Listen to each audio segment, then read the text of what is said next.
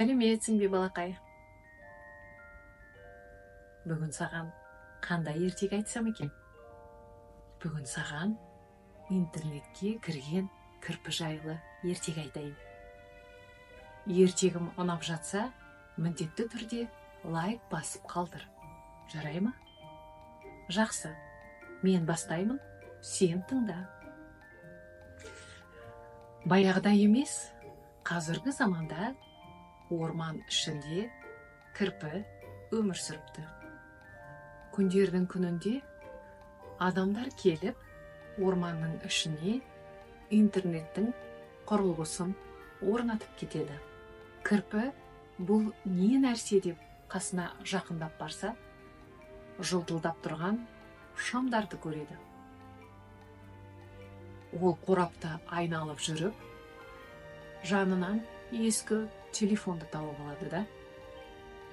Телефонды қосып, интернетке кіріп, әлемнің жаңалығын оқи бастайды.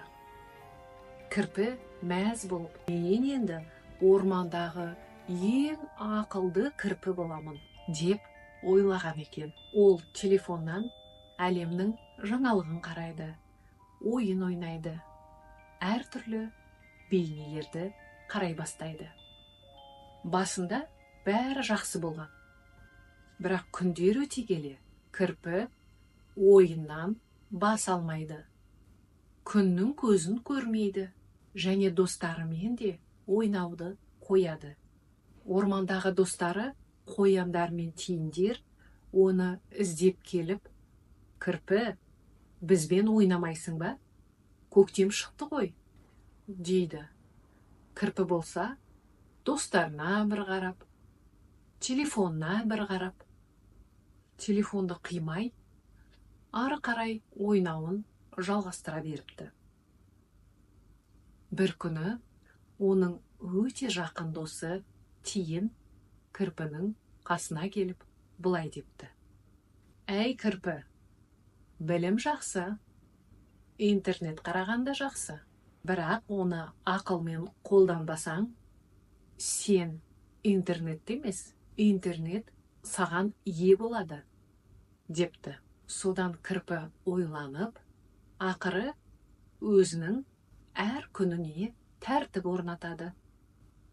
Ол белгілі бір уақытта ғана интернетке кіріп, керек нәрсесін оқиды. Ал қалған уақытында достарымен ойнауды, үй шаруасына көмектесуді де ұмытпайды. Сөйтіп ол өзінің шынайы, қызық өміріне қайтадан оралыпты. Ертегім аяқталды. Не түсіндің бұл ертегіден? Интернет желісінде ақпарат көп. Бірақ біз оны орнымен, ақылмен, тәртіппен қолданғанымыз дұрыс. Солай ғой, технология жақсы құрал. Бірақ бос уақытыңды достарыңмен, ата-анаңмен өткізу керек. Үнемі телефонда отыра беруге болмайды. Ал сен телефонды қалай қолданасың? Орнымен қолданасың ба? Әлде күні бойы отырасың ба телефонда? Сен де өзіңнің күн тәртібіңді ретте. Жарай ма? Ал жақсы, енді ұйықтап демала ғой. Ертеңге дейін кездескенше.